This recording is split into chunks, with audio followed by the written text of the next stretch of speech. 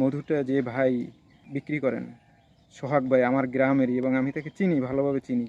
তিনি যদি সরাসরি সুন্দরবনে গিয়ে আনতেন তাহলে তো কোনো কথাই ছিল না, কিন্তু তিনি এতটুক ভালো মানুষ যে অন্তত যার কাছ থেকে আনেন চিনে জেনে আনেন যে লোকটা সৎ না অসৎ।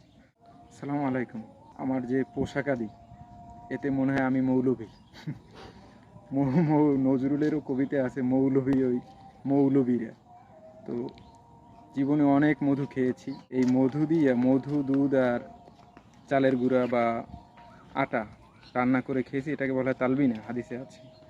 আর মধু হলো সরাসরি আল্লাহ তাআলার নির্দেশে মৌমাছিতে বানায়, এটা আবার পড়া লাগে না। অনেক হুজুর আছে মৌ পড়া দেয়, মৌ পড়া লাগে না, মৌ আল্লাহর দেওয়া, এটা এমনি পড়া। আর এতে এত এত উপকার হয়। আমার দুই বোনই স্ত্রী রোগ থেকে মুক্তি পেয়েছে, এমনকি নিঃসন্তান যারা, তারাও যদি এই নিয়ম করে ভালোভাবে মধু খান তাহলে তাদের আশা করা যায় আল্লাহ তাআলা সন্তান দিবেন।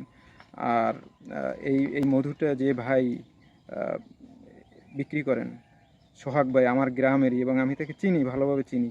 তিনি যদি সরাসরি সুন্দরবনে গিয়ে আনতেন তাহলে তো কোনো কথাই ছিল না, কিন্তু তিনি এতটুকু ভালো মানুষ যে অন্তত যার কাছ থেকে আনেন চিনে জেনে আনেন যে লোকটা সৎ না অসৎ।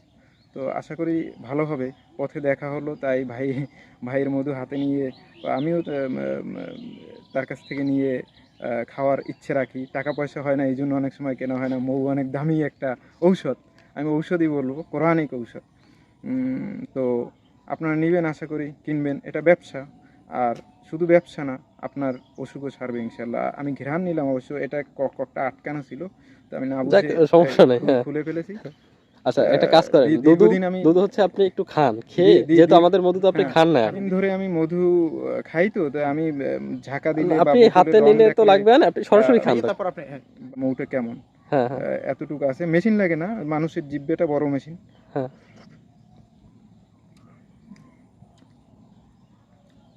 না, মৌটা ভালো, চাটুকারিতে করা আমার কাজ না, দুর্গন্ধও না, এবং আলহামদুলিল্লাহ ভালোই আছে।